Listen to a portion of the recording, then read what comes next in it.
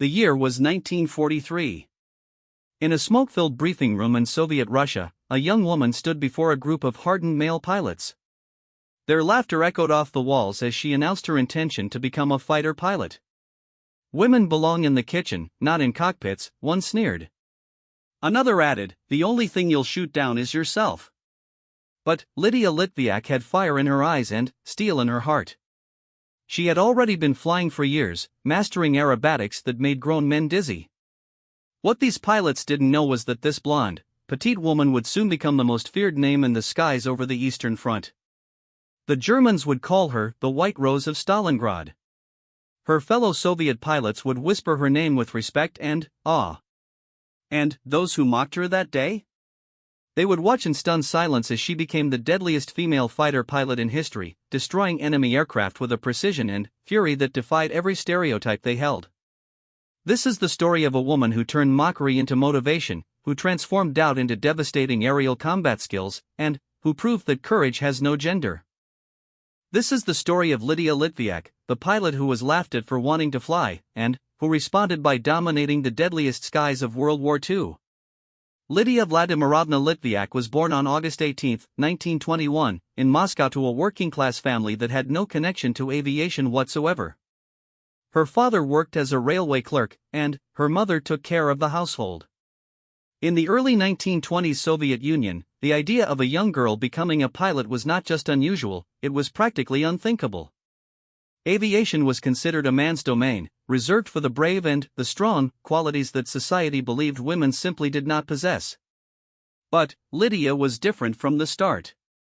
While other girls her age played with dolls and dreamed of marriage, she would lie on her back in the grass, watching aircraft soar overhead with an intensity that worried her parents.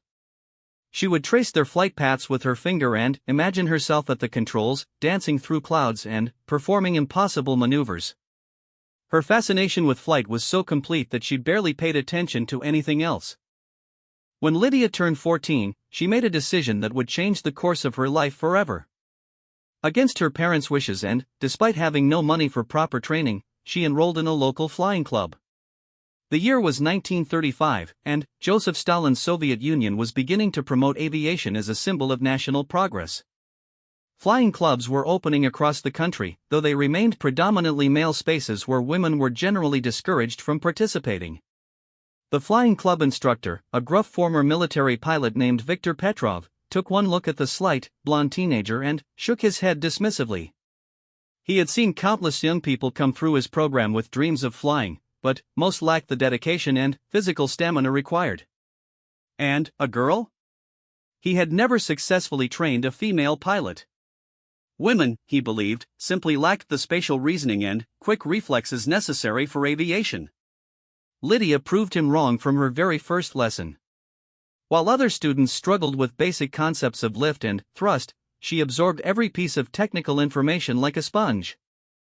She understood instinctively how air moved over wings, how to read wind patterns, and how to anticipate her aircraft's behavior in different conditions. More importantly, she demonstrated a natural feel for flying that could not be taught. Her first solo flight came after just 8 hours of instruction, half the time it took most students. As she lifted off in the small training aircraft, a crowd of male students and instructors gathered to watch, expecting to witness a disaster. Instead, they watched in amazement as she performed a flawless circuit, her landing so smooth it barely registered on the aircraft's shock absorbers. But technical skill alone was not enough to earn respect.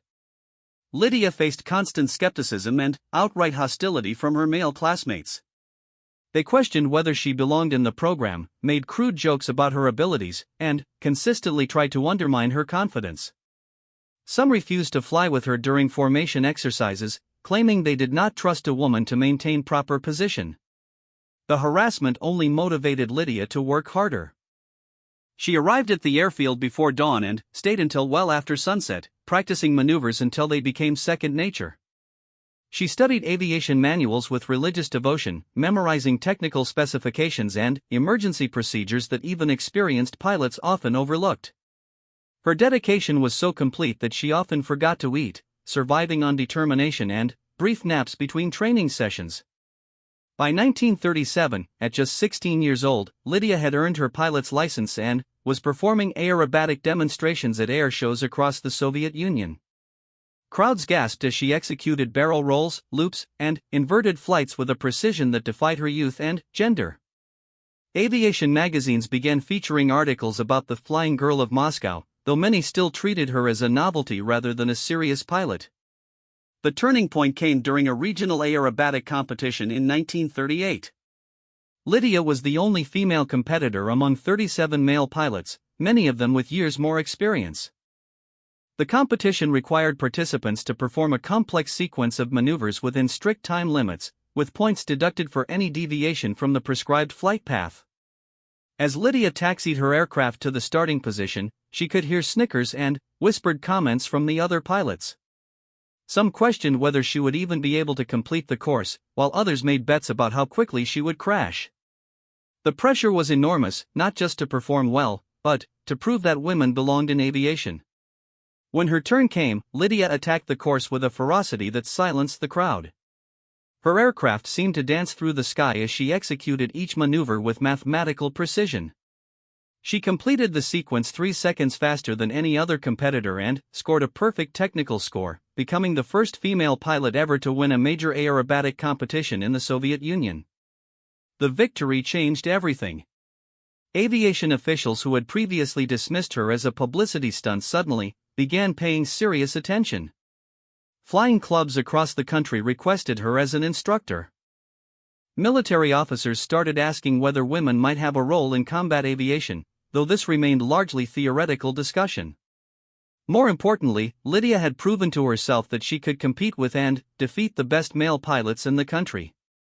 The mockery and doubt that had followed her throughout her training had forged her into something stronger and more determined than her natural talent alone could have achieved.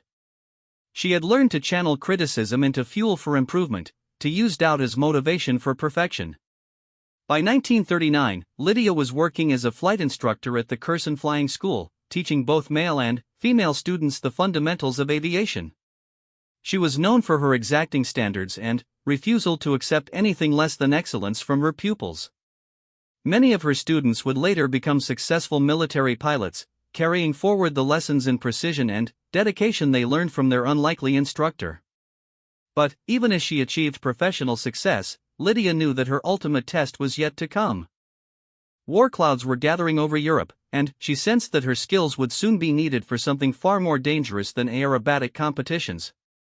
She had spent years proving she could fly as well as any man. Soon, she would need to prove she could fight like one too. The girl who had been mocked for dreaming of flight had become a woman whose skills in the air were beyond question.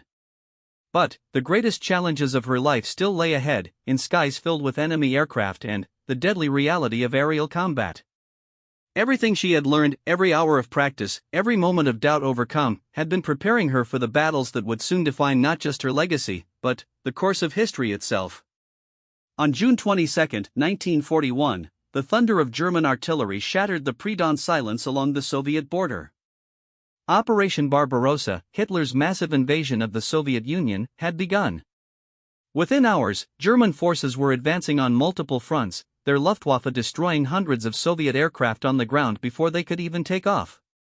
The Soviet Union was facing an existential threat, and every available resource would be needed for survival. Lydia Litviak was at the Kherson Flying School when news of the invasion reached them. Like millions of other Soviet citizens, she listened in shock as radio broadcasts described the scale of the German assault. Entire armies were being encircled, major cities were under siege, and the enemy was advancing toward the heart of the motherland with terrifying speed. While her male colleagues immediately began discussing their plans to volunteer for military service, Lydia faced a different reality. The Soviet military, despite its progressive rhetoric about gender equality, had no provisions for female combat pilots. Women could serve as mechanics, radio operators, and medical personnel, but the idea of putting them in fighter aircraft was considered absurd by most military commanders. This did not stop Lydia from trying. Within days of the invasion, she traveled to Moscow and presented herself at military recruitment offices, demanding to be allowed to serve as a combat pilot. Her reception was predictable. Officers looked at her with mixtures of amusement and disbelief. Some laughed outright, while others politely but firmly explained that aviation combat was no place for a woman, regardless of her flying experience. The rejections only strengthened her resolve. Lydia knew that the Soviet Union was losing pilots at an alarming rate, with experienced aviators being shot down faster than they could be replaced. She also knew that her skills were superior to those of many men who were being rushed through abbreviated training programs and sent into combat. The waste of keeping qualified pilots on the sidelines because of their gender seemed criminal to her. Her breakthrough came through an unexpected source. Marina Raskova, a famous female aviator who had gained national recognition for her long-distance flights before the war, had been lobbying Soviet leadership to create all-female combat units. Raskova argued that the desperate military situation required the use of every available resource, including the many skilled female pilots who were being ignored by traditional military recruitment. In October 1941, Joseph Stalin himself authorized the formation of 3 female aviation regiments. The decision was driven primarily by military necessity rather than progressive ideology. Soviet losses had been so severe that the leadership was willing to try anything that might help stem the German advance. If women wanted to fight and die for the motherland, they would be given that opportunity. Lydia received her orders to report to Engels 2 Air Base in November 1941. The journey took her through a country transformed by war. Refugee columns clogged the roads, cities showed the scars of bombing raids, and everywhere she looked, she saw the evidence of a nation fighting for its very survival. The reality of what she had volunteered for began to sink in during that long train ride to her new assignment. Engels 2 Air Base was a harsh introduction to military life. The facilities were basic, the weather was brutal, and the training regimen was designed to weed out anyone who lacked the physical and mental toughness required for combat aviation. Many of the women who had initially volunteered for the program quit during the first weeks, unable to cope with the demanding conditions. Lydia thrived in this environment. Her years of pushing herself to excel in civilian aviation had prepared her for the rigorous demands of military training. While other recruits struggled with the physical requirements, she adapted quickly to the military routine of early morning calisthenics, weapons training, and intensive flight instruction on combat aircraft. The aircraft she would be flying was the Yakovlev Yak-1, a single-engine fighter that was fast, maneuverable, but notoriously difficult to handle. The Yak-1 had been rushed into production to counter German aircraft, and early models suffered from numerous technical problems. The engines were unreliable, the controls were sensitive, and the aircraft had a tendency to spin unexpectedly if not handled with precision. For Lydia, mastering the Yak-1 became an obsession.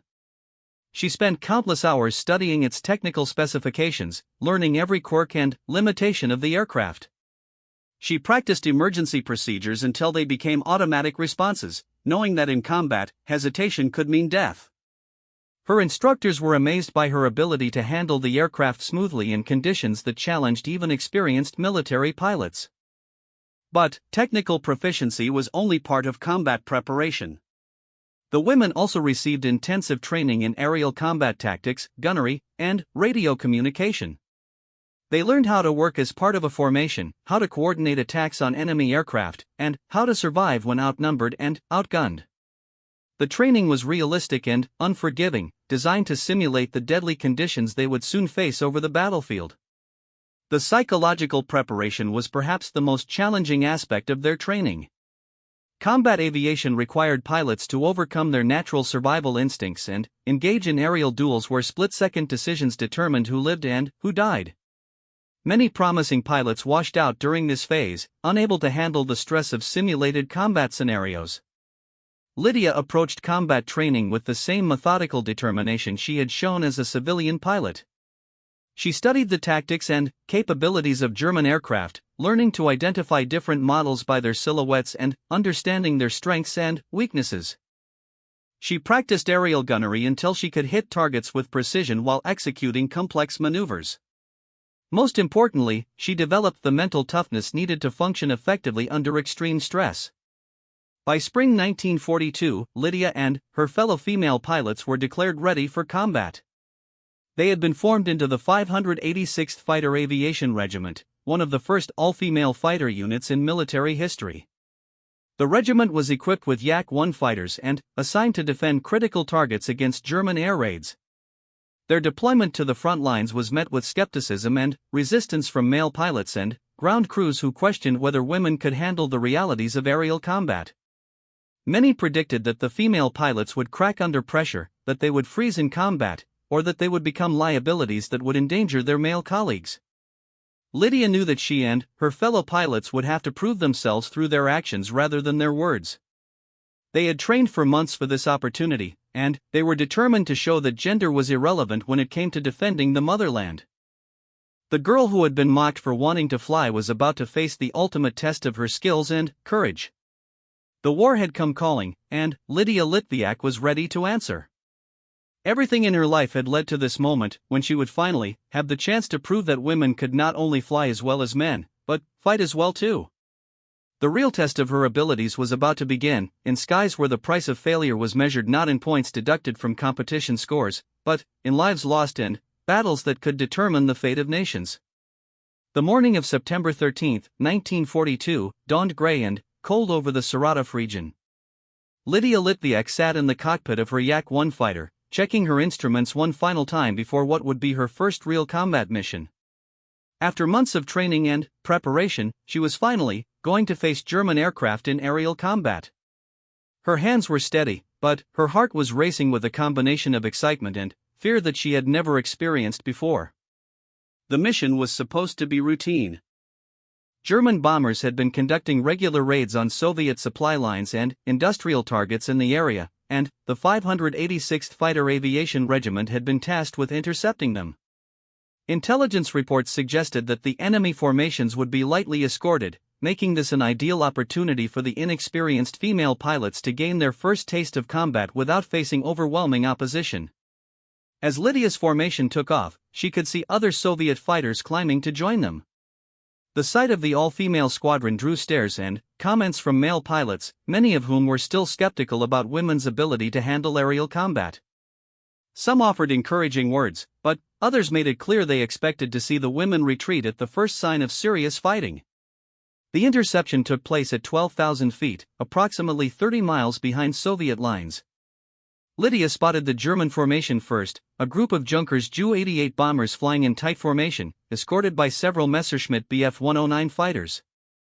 The enemy aircraft appeared as small dots against the cloudy sky, but Lydia's trained eyes immediately identified their types and estimated their numbers. The squadron leader ordered the attack, and suddenly, Lydia found herself diving toward her first real enemy.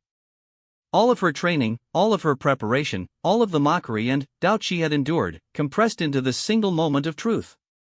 As she closed the distance to the German formation, time seemed to slow down, and every detail became crystal clear.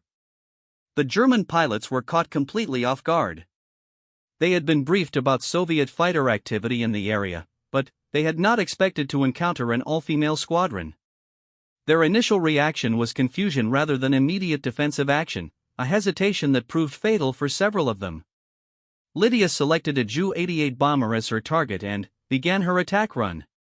The German aircraft was larger and slower than her fighter, but it was heavily armed with defensive guns that could destroy her aircraft if she made a mistake.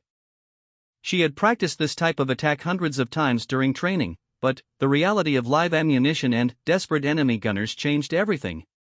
As she closed to effective firing range, the bomber's rear gunner opened fire. Tracer rounds streaked past her cockpit, some passing so close she could feel the heat.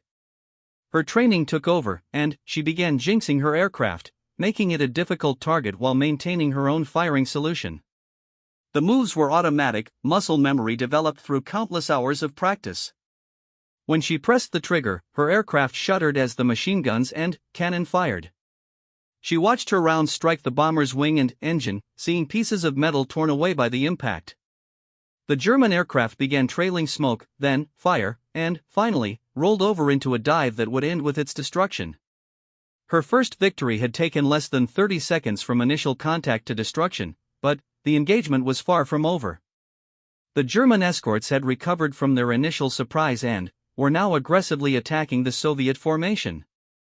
Lydia found herself in a swirling dogfight where aircraft maneuvered desperately to gain killing positions while avoiding being shot down themselves. A Messerschmitt Bf-109 latched onto her tail, its pilot clearly intent on avenging the bomber she had just destroyed. The German fighter was faster and more heavily armed than her Yak-1, but Lydia had advantages of her own. She knew her aircraft's capabilities intimately, and she had been trained to exploit every edge in aerial combat. The chase that followed was a deadly dance between two skilled pilots. The German pilot had experience and superior equipment, but Lydia had desperation and the advantage of fighting over friendly territory. She used every trick she had learned, pulling her aircraft through maneuvers that pushed both machine and pilot to their limits. The turning point came when Lydia executed a maneuver that her male instructors had claimed was impossible for a woman to perform. She pulled her aircraft into a vertical climb so steep that the G-forces should have caused her to black out. Instead, she maintained consciousness through sheer willpower and reversed the pursuit, putting herself behind the German fighter. The German pilot, surprised by the sudden reversal, made a fatal error. He tried to escape by diving away, presenting his aircraft's top surface as a perfect target. Lydia fired a long burst that struck the Messerschmitt's engine and cockpit area. The German fighter immediately caught fire and entered an uncontrolled dive, its pilot either dead or unconscious. 2 victories in her first combat mission was an extraordinary achievement for any pilot, but, for Lydia, it represented something more significant. She had proven that all the doubts and mockery she had endured were unfounded. She could not only fly as well as any man, she could fight and kill as effectively as the most experienced combat pilot. The return flight to base was triumphant but sobering. While Lydia and several of her squadron mates had achieved victories, they had also lost 2 aircraft to German fighters. The reality of combat aviation was becoming clear. Success was measured not just in enemy aircraft destroyed, but in friendly pilots who returned safely to fight another day. The reception at the airfield was unlike anything Lydia had experienced. Male pilots who had been skeptical of the female squadron now approached with genuine respect and curiosity. Ground crews who had been reluctant to work with women now competed to service the aircraft of the successful pilots. Most importantly, senior officers began taking the female pilots seriously as combat assets rather than experimental curiosities. News of the successful mission spread quickly through Soviet military channels. Propaganda officials seized on the story of female pilots defeating German aircraft, using it to demonstrate that the entire Soviet population was committed to defending the motherland. Newspapers ran articles about the flying heroines, and radio broadcasts described their victories in dramatic detail. But Lydia was more focused on the tactical lessons from her first combat experience than on the publicity. She spent hours analyzing every aspect of the engagement, studying what had worked and what needed improvement. She talked extensively with other pilots about their experiences, absorbing every piece of knowledge that might help her survive future battles. The German intelligence services also took notice of the successful interception. Reports from surviving German pilots described encountering Soviet female fighters who had fought with unexpected skill and determination. The dismissive attitude that many German pilots had initially shown toward female opponents began to change as word spread about their combat effectiveness. What neither side fully understood at the time was that this first engagement was just the beginning of what would become one of the most remarkable combat careers in aviation history. Lydia Litviak had tasted victory in aerial combat, and she had discovered that she possessed not just the technical skills needed for success, but the killer instinct required to survive in the deadly skies over the Eastern Front. The girl who had been mocked for wanting to fly had become a combat pilot who could destroy enemy aircraft with cold precision. But, as successful as this first mission had been, she knew that the real test of her abilities was yet to come. The German Luftwaffe would not continue to underestimate Soviet female pilots, and future engagements would be fought against opponents who were prepared for serious opposition. Lydia cleaned her aircraft's guns that night with particular care, knowing that she would need them again soon. The war was far from over, and she had many more battles to fight before she could claim her place among history's greatest fighter pilots. By the winter of 1942, the name Lydia Litviak had become known throughout the Soviet Air Force, but it was her transfer to the Stalingrad front that would transform her from a skilled pilot into a legend. The Battle of Stalingrad was raging with unprecedented ferocity, and the skies above the ruined city had become the deadliest airspace on Earth. It was here that Lydia would earn her most famous nickname and achieve victories that would be remembered long after the war ended. The transfer came in January 1943, when the 586th Fighter Aviation Regiment was reorganized and many of its pilots were reassigned to mixed-gender units that desperately needed experienced combat aviators. Lydia was posted to the 9th Guards Fighter Aviation Regiment, where she would be flying alongside some of the most accomplished male pilots in the Soviet Air Force. Her new commanding officer, Major Ivan Golubev, had initially been resistant to accepting a female pilot in his unit. He had heard about the success of the all-female squadrons, but he questioned whether women could handle the intense pressure and constant danger of the Stalingrad battlefield. The air war over the city was characterized by multiple daily missions, frequent close-quarters combat, and casualty rates that would have been considered catastrophic in peacetime. Lydia's first mission with her new unit quickly dispelled any doubts about her capabilities. The target was a formation of German Stukas dive bombers that were attacking Soviet positions in the city's industrial district. The bombers were heavily escorted by experienced German fighters, including several aces who had achieved multiple victories against Soviet pilots. As the Soviet fighters climbed to intercept the German formation, Lydia noticed something that her male colleagues had missed. The German escorts were flying in a standard defensive pattern that left a gap in their coverage, a vulnerability that could be exploited by a pilot with the skill and courage to take advantage of it. Without waiting for permission, she broke from formation and began a high-speed diving attack that caught the Germans completely off guard. Her first burst destroyed a Stuka bomber before its pilot even knew he was under attack.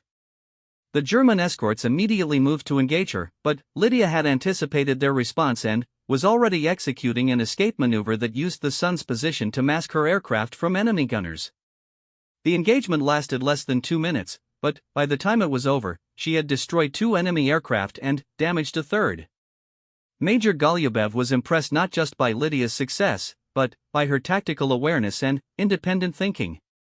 Most pilots, especially those new to a unit, followed orders precisely and avoided taking initiative that might disrupt planned formations.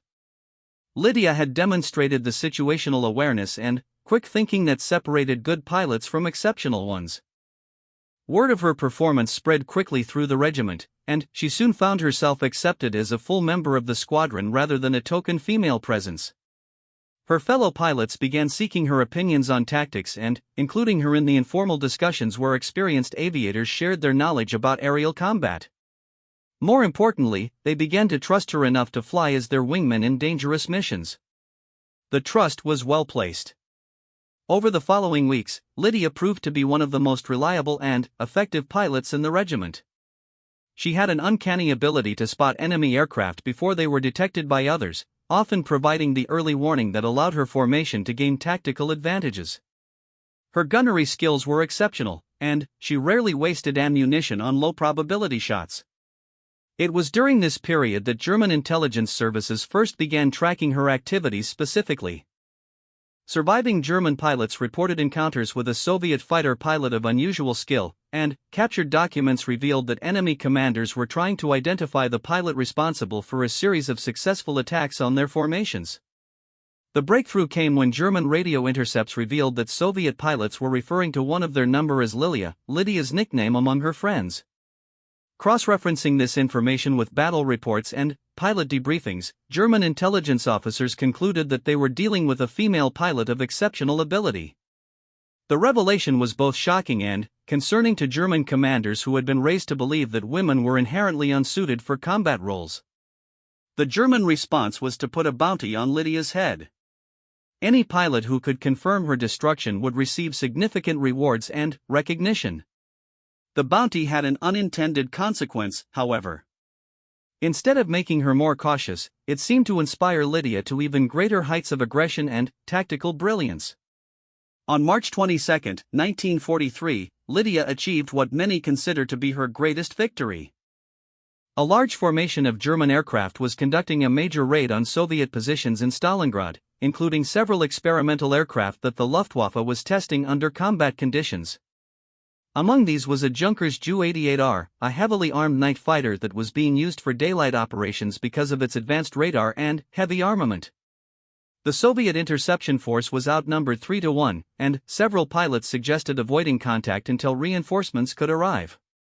Lydia argued for an immediate attack, pointing out that the German formation was flying in a loose configuration that could be disrupted by aggressive tactics. Her commanding officer reluctantly authorized the attack, warning that any pilot who broke from the planned formation would face court-martial. The ensuing battle was one of the most intense aerial combats of the entire war. Lydia targeted the experimental Ju-88R, recognizing it as both the most dangerous threat to Soviet aircraft and the most valuable target for intelligence purposes. The German aircraft was faster and more heavily armed than her Yak-1, but she used superior maneuverability and tactical positioning to negate these advantages. The dogfight lasted nearly 10 minutes, an eternity in aerial combat where most engagements were measured in seconds. Lydia pursued the German aircraft through a series of increasingly desperate maneuvers, both pilots pushing their machines to the limits of structural integrity. Finally, she managed to position herself for a perfect deflection shot as the German pilot attempted to escape by diving toward friendly territory. Her cannon shell struck the Ju-88R's cockpit area, killing the pilot instantly and sending the aircraft into an uncontrolled spiral that ended with its destruction. The victory was significant not just for its tactical value, but because the experimental aircraft contained radar equipment that Soviet intelligence had been desperate to examine. News of the victory reached the highest levels of Soviet leadership, and Lydia was personally congratulated by senior Air Force commanders. More importantly, from her perspective, the German pilots she had been fighting began showing her a grudging professional respect. Radio intercepts revealed that Luftwaffe pilots were warning each other about the White Rose, a nickname that German pilots had given her because of her fair hair and deadly precision. The nickname stuck, and soon Soviet propaganda was celebrating the White Rose of Stalingrad as a symbol of feminine courage and patriotic determination. Lydia was featured in newspaper articles, radio broadcasts, and newsreels that were distributed throughout the Soviet Union and Allied countries. She became one of the most recognizable faces of the Soviet war effort, proof that women could contribute meaningfully to the defense of the motherland. But fame came with a price. German commanders, frustrated by their inability to stop her attacks on their formations, began organizing special missions specifically designed to hunt her down. Elite German pilots were assigned to identify and destroy the aircraft flown by the White Rose, turning her into one of the most hunted individuals in the entire air war. Lydia seemed to thrive under this pressure. Instead of becoming more cautious, she became more aggressive, actively seeking out opportunities to engage superior enemy forces. Her tactics became increasingly sophisticated as she learned to exploit every weakness in German formations and aircraft capabilities. By the summer of 1943, she had achieved 12 confirmed victories, making her one of the most successful fighter pilots in the Soviet Air Force. But, more than the numbers, it was the quality of her victories that impressed both allies and enemies. She had consistently engaged and defeated some of Germany's most experienced pilots, often while flying aircraft that were technically inferior to those flown by her opponents. The girl who had been mocked for wanting to fly had become the White Rose of Stalingrad, a pilot whose very presence in the sky was enough to disrupt German operations and inspire Soviet resistance. But, as successful as she had been, the most dangerous phase of her career was yet to come. The German Luftwaffe was preparing a concentrated effort to eliminate her, and the skies over the Eastern Front were about to become even deadlier than before. The summer of 1943 marked the pinnacle of Lydia Litviak's combat career, but it also brought an escalation in German efforts to eliminate her. By this time, she had achieved 14 confirmed aerial victories and had become one of the most feared Soviet pilots on the Eastern Front. German intelligence had compiled a detailed file on her tactics, her aircraft markings, and her preferred methods of attack. She was no longer just another enemy pilot, she was a specific target marked for destruction. The pressure was taking its toll. Lydia was flying multiple missions every day, often engaging in combat 2 or 3 times in a single afternoon. The constant stress of aerial combat, combined with poor nutrition and inadequate rest, was wearing down even her exceptional reserves of energy and determination. Her fellow pilots noticed that she was becoming more aggressive, taking greater risks to achieve victories that previous versions of herself would have accomplished through tactical superiority alone. On August 1, 1943, Lydia was assigned to lead a reconnaissance mission deep into German-controlled territory. Intelligence reports suggested that the Luftwaffe was concentrating a large number of aircraft for a major offensive operation, and Soviet commanders needed detailed information about German air strength and deployment patterns. It was exactly the type of dangerous mission that Lydia had volunteered for throughout her career, but something felt different this time. Her aircraft had been experiencing mechanical problems for several weeks. The engine ran roughly at certain power settings, and the gun synchronization system occasionally malfunctioned, causing her weapons to fire out of sequence. Maintenance crews had done their best to address these issues, but spare parts were scarce, and there was never enough time for complete overhauls between missions. More concerning was intelligence indicating that the Germans had deployed several of their most experienced aces specifically to hunt for the White Rose. These pilots flew the latest model Messerschmitt Bf-109 fighters and had been given special authority to ignore other targets in favor of pursuing any aircraft that might be flown by Lydia Litviak. Despite these concerns, Lydia insisted on leading the mission personally. She had developed the reconnaissance plan, she knew the terrain better than any other available pilot, and she was confident in her ability to outmaneuver any German interceptors. Her commanding officers were reluctant to approve the mission, but they recognized that the intelligence being sought was critical to upcoming Soviet operations. The mission began normally. Lydia's flight of 4 aircraft took off before dawn and flew at low altitude to avoid German radar detection. They successfully photographed several airfields and supply depots without encountering enemy fighters, gathering valuable intelligence about German preparations for what appeared to be a major offensive. The trouble began on the return flight. As they climbed across the front lines, German radar operators detected the Soviet formation and scrambled interceptors from multiple airfields. Within minutes, Lydia found herself facing odds that even her exceptional skills might not overcome. 8 German fighters were converging on her position, including several flown by pilots she had encountered in previous battles. The engagement began at 14,000 feet, with the Germans holding both numerical and positional advantages. Lydia immediately ordered her wingmen to scatter and return to base, recognizing that they lacked the experience to survive against such opposition. She would attempt to hold off the German interceptors long enough for them to escape, even though this meant facing 8 enemy fighters alone. What followed was one of the most remarkable aerial combats of World War II.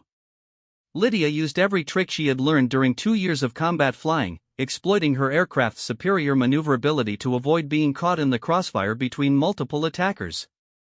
She managed to damage 2 German fighters and force a third to break off the attack when its pilot ran low on fuel.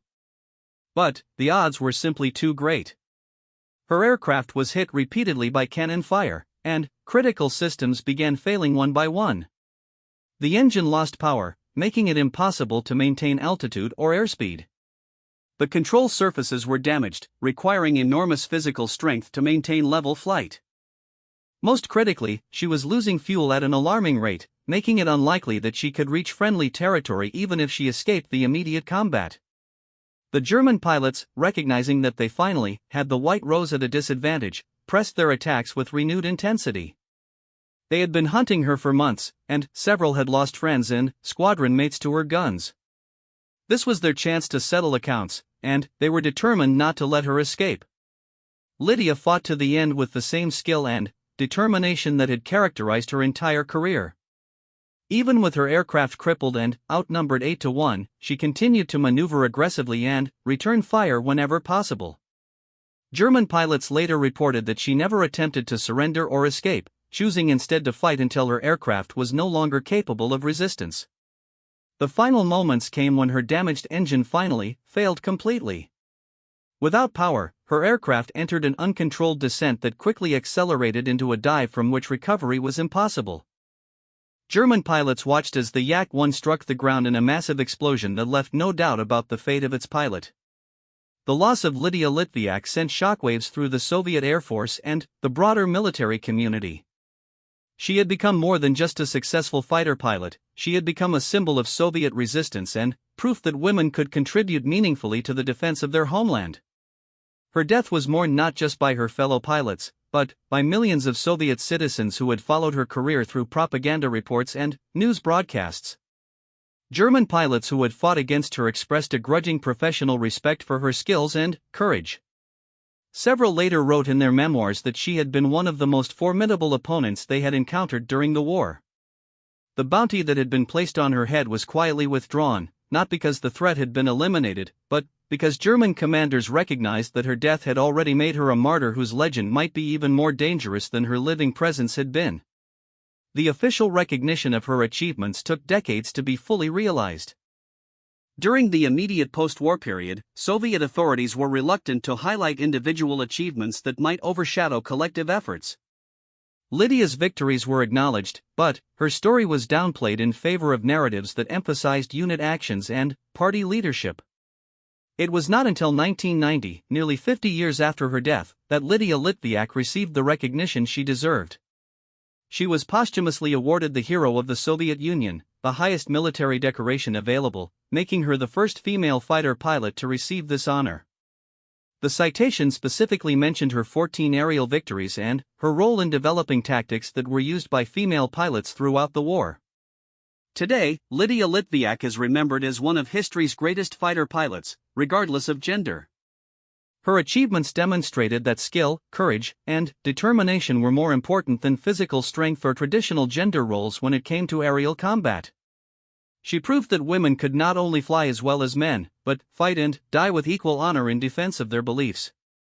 The girl who had been mocked for dreaming of flight had become a legend whose story continues to inspire aviators and military personnel around the world.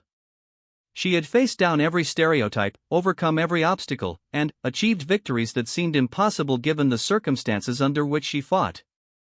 Her legacy is not just the aircraft she destroyed or the battles she won, but the barriers she broke and the example she set for future generations of women who would follow in her contrails. The White Rose of Stalingrad had fallen, but her legend would live forever, proof that courage has no gender and that the sky truly belongs to anyone brave enough to claim it.